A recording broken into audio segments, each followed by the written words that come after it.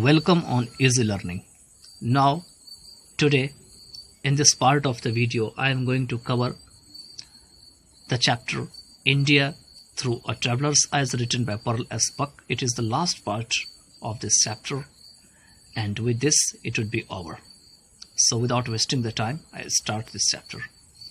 तो पिछले पार्ट में हमने देखा था किस तरीके से हॉस्ट और जो लेखिका होती है पर्ल एस बक, वो उनके घर में होती है और किस तरीके से खाने पीने का सारा प्रयोजन चलता रहता है, किस तरीके से लेखिका सारी चीज़ों की को गौर से देखती है, ऑब्जर्व करती है। उसके बाद की कहानी यहाँ से शुरू है। Religion is ever present in Indian life. वो कहती है लेखिका कि हमेशा से ही भारतीय जीवन में रिलीजन दिखाई पड़ती है, in its best as well as in its worst aspect. यह रिलीजन जो है सबसे अच्छी फॉर्म में भी होती है और सबसे बुरी जो इसके एस्पेक्ट है, पहलू है, उसमें भी दिखाई पड़ती है। For there as elsewhere fanaticism reaches into evil. क्योंकि यहाँ पर मैं या कहीं और भी कहीं भी अगर फैनेटिसिज्म की बात आ जाती है, फैनेटिसिज्म का मतलब क्या हुआ? रिलीजन को दिखावा की तरह करना। तो ऐसे जो रिलीजन है वो बुराई में तब्दील हो जाती है, बदल जाती है। I like the simple acceptance of religious motive. लेखिका कहती है कि मैं हमेशा से ही किसी भी रिलीजियस जो मोटिव है उसको साधारण तरीके से स्वीकार करना पसंद करती हूँ। However and the perfect to behave as once religion move the soul. भले ही किसी भी तरह का हो, लेकिन परफेक्ट फ्रीडम रिलीजन का वही है जो किसी की आत्मा को जो है हिला दे। Thus, in my first Indian family, an intellectual and fairly well-to one, कहते हैं कि इस तरीके से पहली बार इंडियन फैमिली में एक बुद्धिजीवी और बिल्कुल ठीक ठाक जो अच्छे खासे जो है लोग थे, while sat and talked with my hostess in her living room। जिस समय मैं उनके साथ बैठी थी अपने हॉस्टेस के साथ उनके रहने वाले कमरे में। हॉस्टेस मीन्स हॉस्ट के जो वाइफ थे। An Indian gentleman came in without speaking to us. कहते हैं कि इंडियन जेंटलमैन हमारे पास आए बिना हम सबको बोले हुए। And moved gracefully to the far end of the room. और बिल्कुल ही आदरपूर्वक वो क्या किए, रूम के अंत में चले गए। His bare feet silent upon the floor. उनका जो खाली पैर था वो फ्लोर पे बिल्कुल शांति की तरह अंदर एंटर कर गया। There he kneeled his head bowed. वहां पे वो क्या किए, घुटने के बल झुक गए, अपने सिर को मतलब घुटना टेक करके और फिर सिर को झुकाए। And so remained for perhaps A quarter of an hour. और ऐसा वो लगभग 1 घंटे में 15 मिनट तक किए, मतलब 15 मिनट तक किए लगभग, ए quarter of an hour. When I glanced at him curiously, my hostess said in a manner entirely casual। जब मैं उसकी तरफ बहुत ही क्यूरियसली मतलब बहुत ही और भी जानने की कोशिश कर रही थी, इस तरीके से अपने हॉस्टेस को देखी या उसकी तरफ देखी, तो मेरे हॉस्टेस ने कहा बिल्कुल ही कैजुअल मैनर में, it is my husband's eldest brother. Casual manner का मतलब अचानक से कि यह मेरे हस्बैंड्स के एल्डर ब्रदर है। He comes here during the day at his prayer times. वह क्या करते हैं, प्रेयर के समय में, दिन के समय में यहाँ आ जाते हैं। यहाँ पे 2 बार है, देखिए, प्रेयर के समय प्रेयर टाइम्स और ड्यूरिंग द डे मीन्स दिन के समय में, क्योंकि दिन के समय में प्रेयर होती है तो वह क्या करते हैं, यहाँ पे आ जाते हैं। Since his own house is at some distance from his place of business. क्योंकि उनका जो अपना घर है वो उनके काम करने की जगह से काफी ज्यादा दूर में है या कुछ दूर में है। When the prayer was over, the brother went away again। जब प्रेयर खत्म हो गया तो ब्रदर वापस चले गए। And it was not until later that I met him। और इसके बाद कभी ऐसा नहीं हुआ जब मैं उससे मिली। And then it was outside of prayer hours। और अब जो है प्रेयर की जो घड़ी थी वो बाहर की थी, बाहर में जाकर प्रेयर करना था। My life has been too crowded with travels and many people for me to put it all within the covers of one book।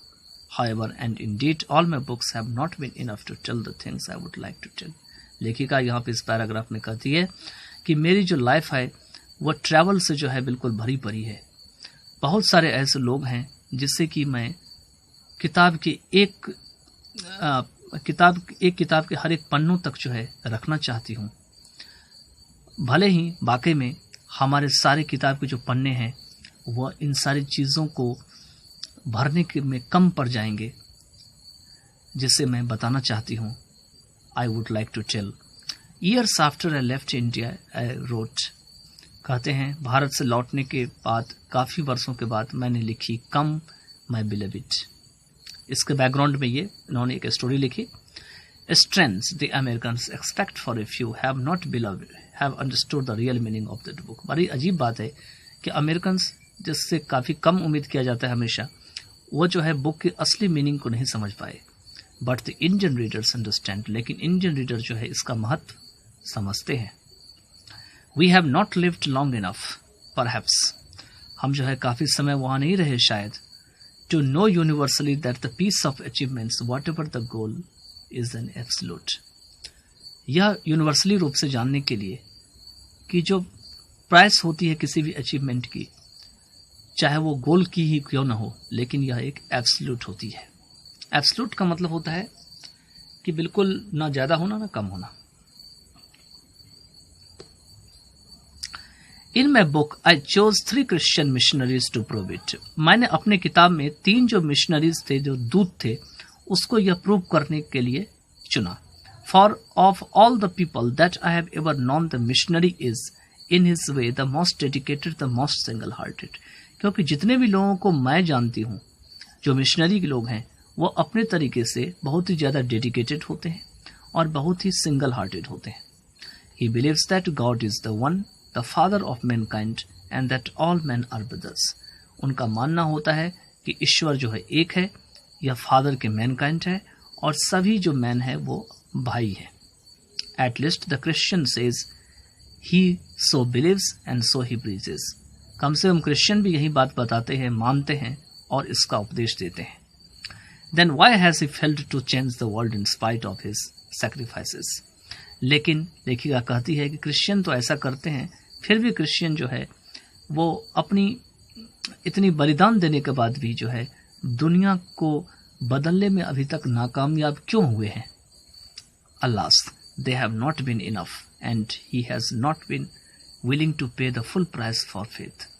कहती है कि अल्लास वे जो है काफ़ी पर्याप्त काम नहीं किए हैं और शायद जो है वो फेथ की क्या पूरी कीमत होना चाहिए उसको वो पे करने की इच्छुक नहीं हुए हैं।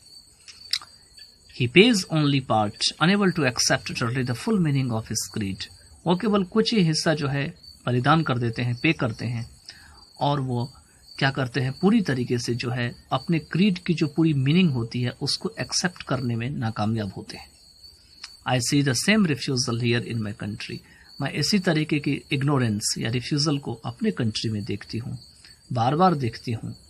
And not only amongst Christians, और केवल क्रिश्चियंस में ही नहीं देखती हूँ, but the people of India know what it is to be willing to pay the last full measure of the cost of an idealism.